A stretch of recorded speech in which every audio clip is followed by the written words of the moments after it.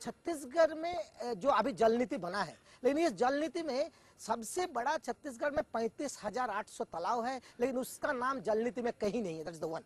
Second है, पूरे जल नीति जो है वो प्राइवेटाइजेशन को बुलाने के लिए व निजी पूंजी निवेश को लगाने के लिए पूरे शुरू से आखिरी तक का ड्राफ्ट दिखता है। तीसरी सवाल जो है वो छत्तीसगढ़ में जो रिवर बेसिन की जो रहने वाले लोग हैं उनकी लाइवलीहुड राइट्स के कोई बात और उल्लेख नहीं है।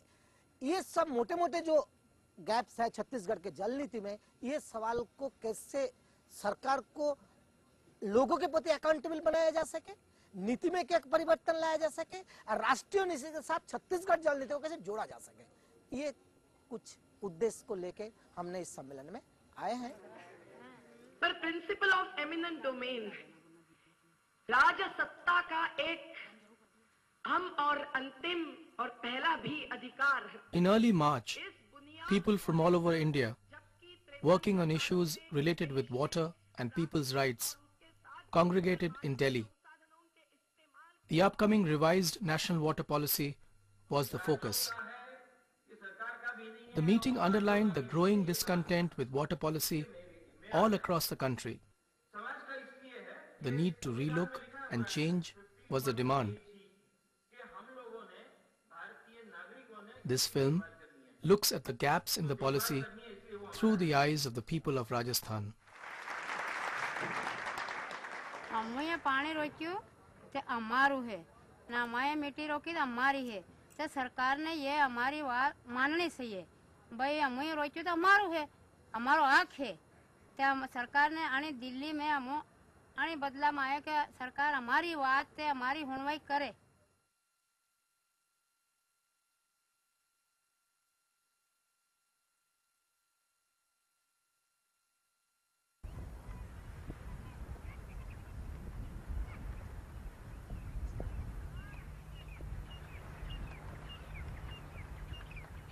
We are in the dry and arid part of eastern Rajasthan in Savai Madhopur, Karoli.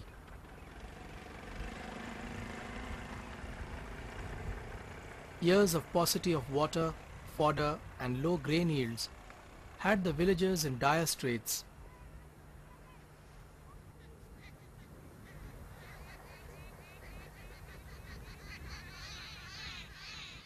The coming of Tarun Bharat Sangh and their work with the villagers transformed everything. In the last few years, the face of the land has changed.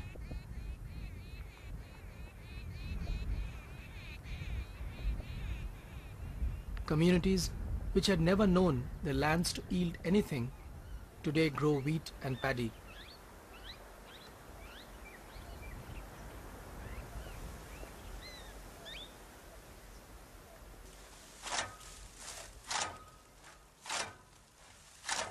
Migration has stopped and people have grown economically. Community action has strengthened and a new sense of ownership on their natural resources and their water structures has come in. इस सभा में मैं जितना जानता हूं, करौली, सवाई माधोपुर, दौसा, जयपुर और अलवर के लोग हैं, तो हम ये चाहते हैं कि ये मीटिंग जो अरवरी संसद की बैठक है। Tarun Bharat Sangh in the last 15 years has worked with communities in 1,000 villages, created over 4,000 johars or small mud check dams to bring water into the lives of thousands. Water is often the dividing line between poverty and prosperity, and Sangh's work shows how true this is. सौभाग्य से तरुण भारत संघ जैसा एक समर्पित कार्यकर्ताओं की संस्था आई, उन्होंने उन्हीं से सीखा। कोई बाहर से लेकर वो कोई चीज नहीं आए, लेकिन एक जो समाज उदास हो गया था, सो गया था, थोड़ा सा उसको पुचकार के जगा दिया, प्यार से हिला दिया, कहा कि भाई तुम ये काम क्यों नहीं करते, तुम ही ये काम करते थे, थोड़ा पैसे की कमी है तो चलो कुछ हम जुटाते हैं। पहले समाज पैसा भी जुटाता था, विजडम भी जुटाता था, सब उसके अपने पास वो चीजें भीतर से ही निकल के आती थी, उसको बाहर नहीं जाना पड़ता था। लेकिन आज की परिस्थिति में अगर थोड़ा पैसा कम हुआ तो तरुण भारत संघ ने एक वो भूमिका बहुत बड़ी निभाई, और जो पुराने विचार थे पानी इकट्ठा करने के, तालाब, जोहड़, बंदे, नदियों को बांधना, उन सबकी चेतना फिर से वापस जगाई। In an area of scanty rainfall, such as Rajasthan, these small water structures helped in letting the water gradually seep underground. The water table came up dramatically.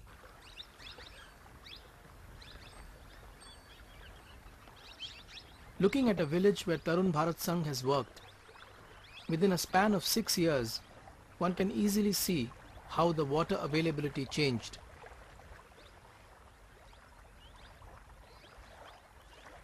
Another component of this change was their stake in the structures.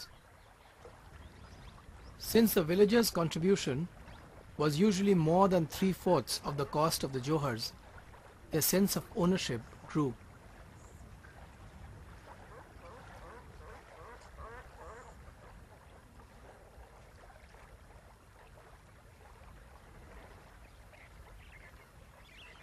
बरसात है धान हो कोई खेत में कोई में नहीं वही फसल और बाहर मोटार धंधे चल जावे दो फसल कभी नहीं आई ऐसी आई है बस ये ताल बंधा दी तमने जब और मजदूरी करे और पेट भराए और अब तमने ताल बंधा दिया तो दो फसल ले जाएंगे उनारी होगी और धान होगी गेहूँ धान सब है और मोटार सब ने करी आए मजदूरी को और इतने डरी दे।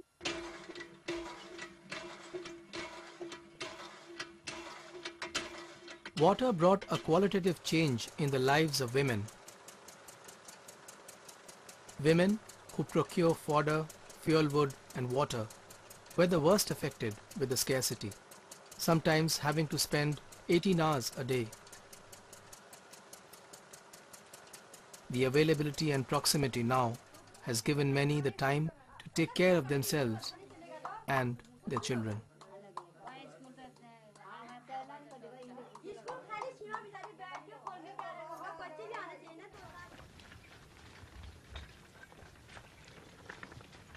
One of the highlights of people reworking on their traditional water structures was the reviving of 5 rivers. One of them was Arvari, stretching to 45 kilometers.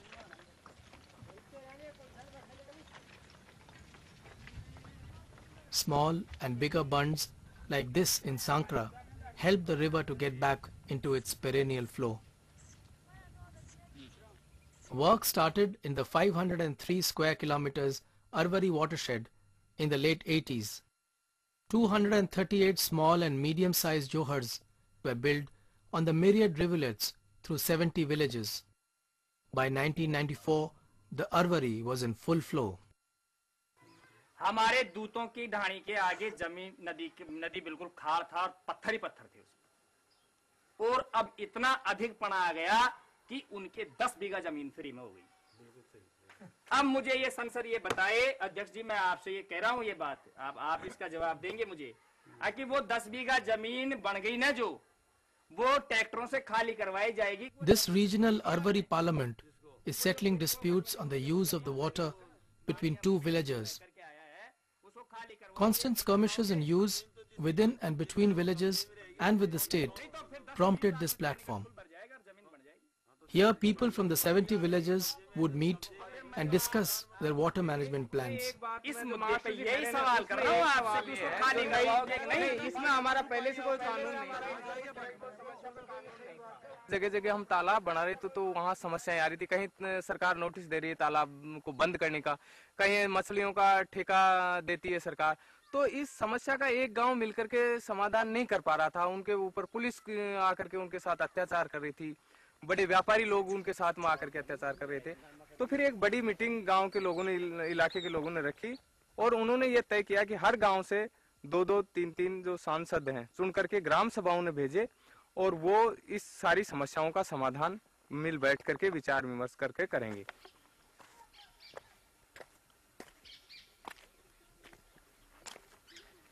ये जो जगह जगह जो जोड़ बनाए हैं इन पर गांव वाले अपना श्रमदान से जो मिल करके बनाया है तो इनका पूरा मालिकाना हक होता है।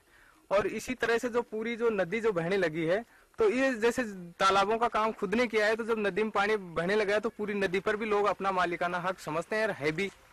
सरकार को जो नीति है वो ऐसी नीति बनानी चाहिए कि लोग मेहनत करके यदि कोई काम करते हैं तो उसका मालिकाना हक उनका होना चाहिए।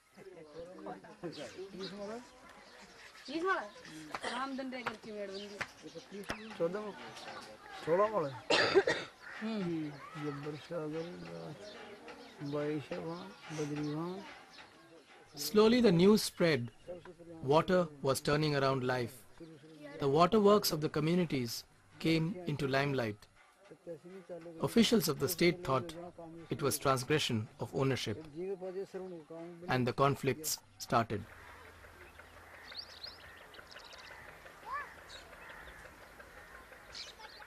The villagers of Hamirpur constructed the Jabbar Sagar Bandh. This was another structure which infused life into the Arwari. With water came fish. Fish brought in the birds and the officials.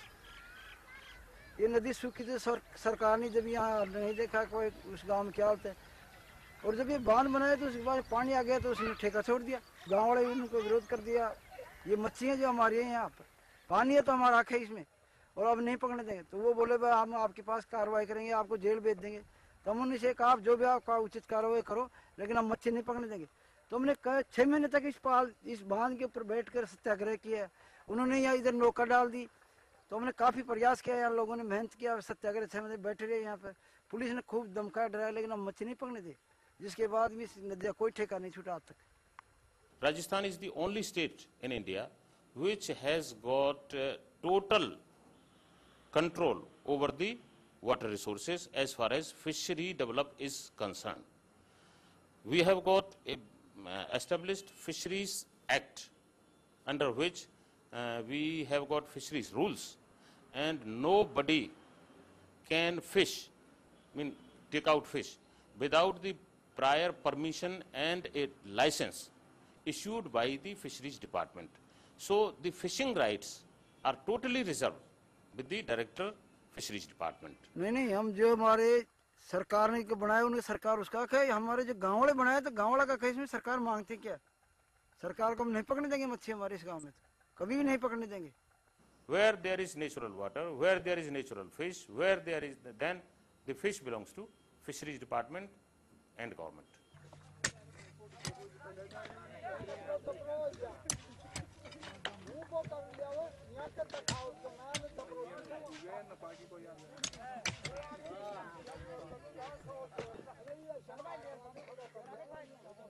This community effort of constructing a johad to irrigate their fields and fill up their wells may well be against the policy and law of the state.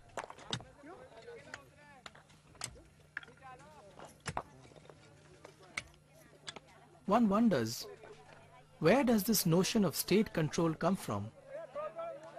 Is it a legacy which is now too inconvenient to shed?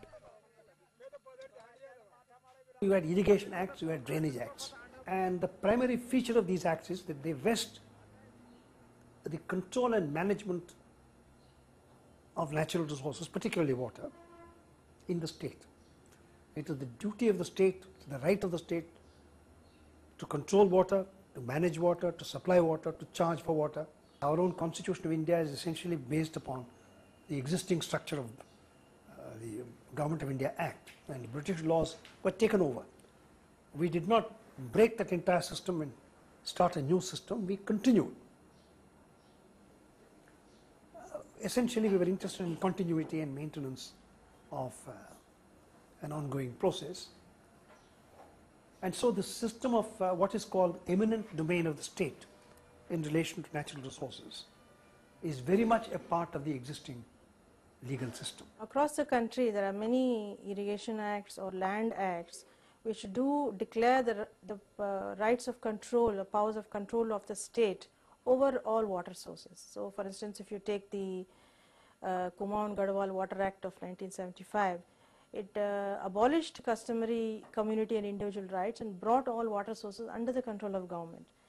Or if you look at the Land Improvements Act of 1905 in Tamil Nadu, which declared the right of government over all water sources. So if you find the Rajasthan government today declaring that all water resources including rainwater belongs to it, it is merely voicing a concept or a legal reality that has been in practice since the colonial rule, and it has been carried on after independence.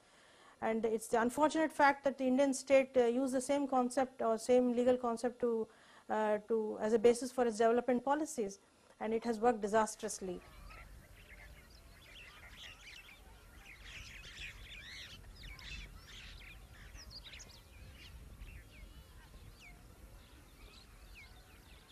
Few years ago, a mud bund the villagers of Lava Kabas had built created a stir among the irrigation officers.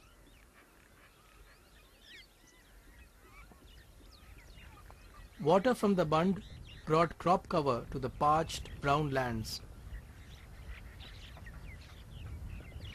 Over 10 villages were irrigated and hundreds of families benefited. But the technology and the safety of the bund were in question. The indigenous knowledge and expertise of the people did not conform with the technology of the state. The then chief engineer of irrigation issued a notice of demolition. The height of Laha Kabas was more than 10 meters and it lies in the category of small dam.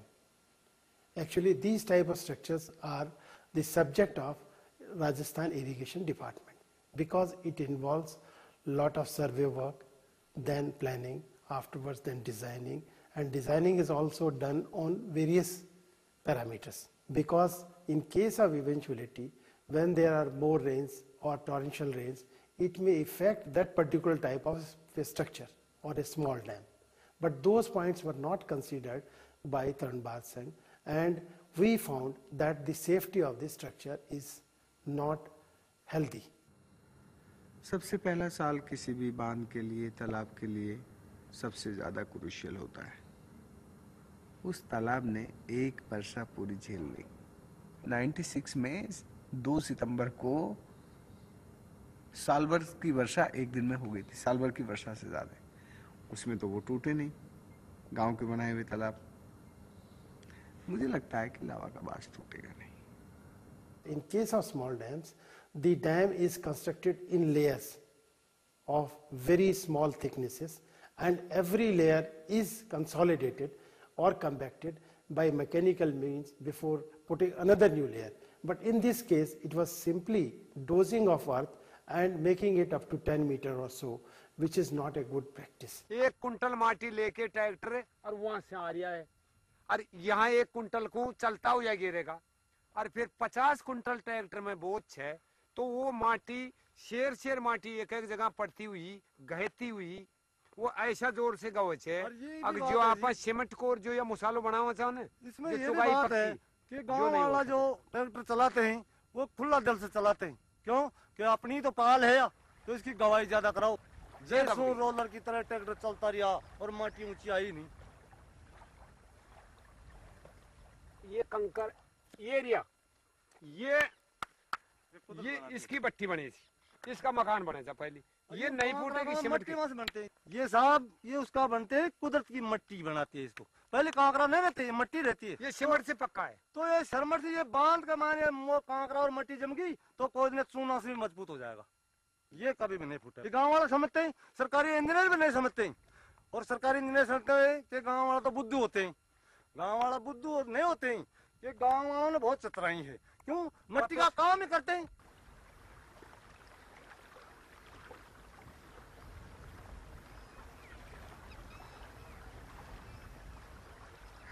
As a resolution to the issue, an independent committee was set up.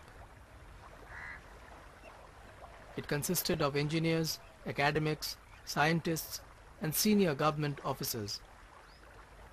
When I went there, I found that, first of all, there was no such danger, plenty of precaution had been taken, and there were engineers in our team who were of the opinion that, yes, it's perfectly safe. And then I saw a lot of enthusiasm among the people and a great sense of ownership about the assets that they had created. With the committee's report, the dust settled on the issue, and people won this round.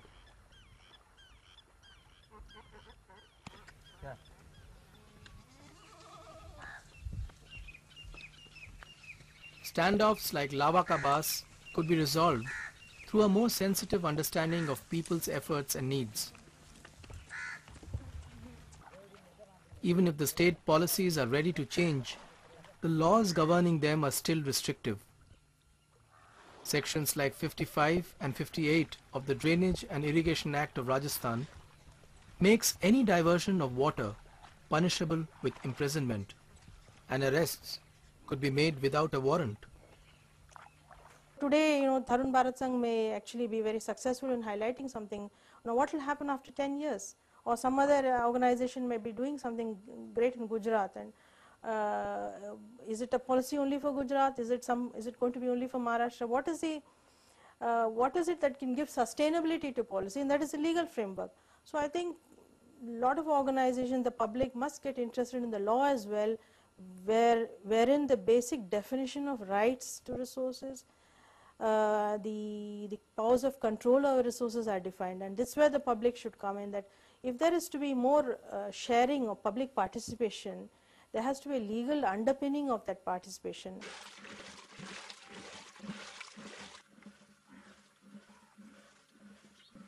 Back in our old village of Karoli, Savai Madhopur, the villagers are enjoying their newfound water and their prosperity. But under this calm of contentment lies fear. Fear of government claiming ownership on their resources. They have even refused to accept government grants, apprehending this.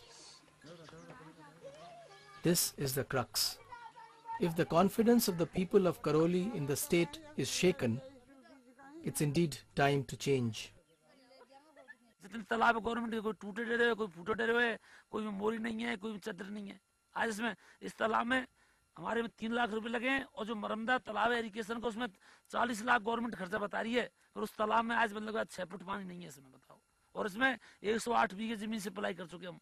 Collector का साहब, खुद में collector साहब आए हैं वर्तमान में ये कि भाई इसमें मतलब जिला परिषद से मतलब 1 लाख रुपए तुम लगा दो. हमने मना कर दिया साहब, क्योंकि अगर हम उसमें सरकारी पैसे लगाए तो कल मछली पालन के लिए दे देंगे, वो मछली पालन या मतलब कोई सिंगारन के लिए ठेका दे देंगे. हमने नजू मतलब आए TBS से और हमारे गांव के श्रमदान लगा के हमने हमारे हक से ही किया साहब, और गांव की अच्छी पैदा है इसमें. The fear is very real because the government in the name of drought relief works may start some works which may even run counter to this. Now one can only hope that senior officers in government will not dissipate the energies of the people, will not disrupt the arrangements and the structures which have been constructed by the people.